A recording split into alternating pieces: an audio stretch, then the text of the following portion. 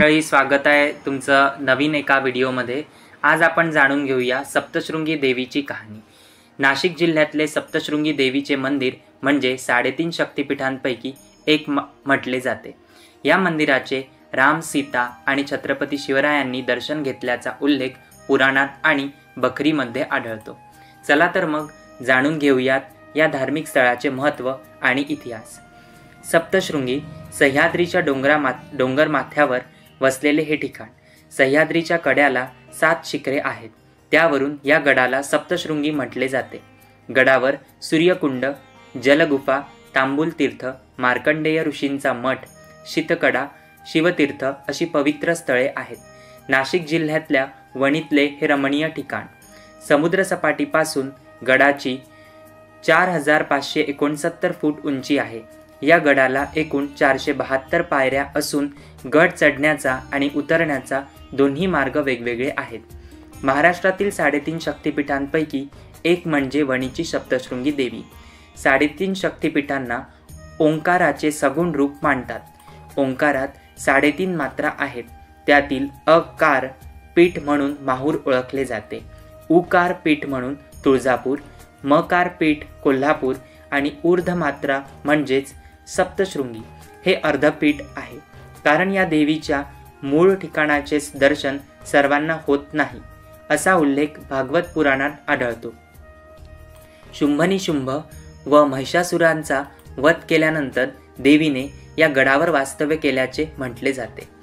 ब्रह्मदेवाच्या कमंडलापासून गिरिजा महानदी प्रकटली, तिचे रूप म्हणजे सप्तशृंगी। देवीची मूर्ती स्वयंभू असून ती 8 फूट उंच आहे, तिला 18 भुजा आहेत। मूर्ती शेंदुराने लिपली आहे, तिच्या प्रत्येक हातात वेगवेगळी शस्त्र आहेत। महिषासुराच्या वधासाठी ब्रह्मा, विष्णू, महेश आणि इंद्राने आपापली आयुधे देवीला दिल्याचे म्हटले जाते। मंदिराच्या गाभाऱ्याला 3 दरवाजे आहेत, शक्तिद्वार, सूर्यद्वार आणि चंद्रद्वार। या दरवाजातून मातेचे दर्शन होते। असे म्हटले जाते की चैत्र नवरात्रात देवीचे मुख प्रसन्न असते, शारदीय नवरात्रात ते गंभीर होते। निवृत्तीनाथ या मातेला आपली कुलस्वामिनी मानत। समाधी घेण्यापूर्वी त्यांनी या गडावर ध्यान केल्याचे पुराणात उल्लेख आहे। नवरात्रोत्सवात दरवर्षी सप्तशृंगी गडावर मोठी यात्रा भरते। राज्यभरातील भाविक दर्शनासाठी येथे येतात। गड परिसरातील वातावरण निसर्गरम्य आहे, त्यामुळे कुणालाही इथल्या स्थळाची भुरळ पडते। लाखो भाविकांचे सप्तशृंगी माता कुलदैवत आहे। प्रभू रामचंद्रांपासून ते छत्रपती शिवाजी महाराजांपर्यंत अनेकांनी या स्थळाला भेट दिली। या ऐतिहासिक आणि धार्मिक गडाला तुम्ही पोहोचलात की मन प्रसन्न होऊन जाते। त्यानंतर आपण मंदिराची आख्यायिका जाणून घेऊ। सप्तशृंगी गडावर महिषासुराचे एक मंदिर आहे।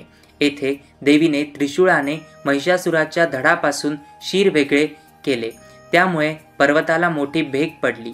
ती आजही दिसते असे म्हणतात। या ठिकाणी महिषासुराच्या शिराचे पूजनही केले जाते।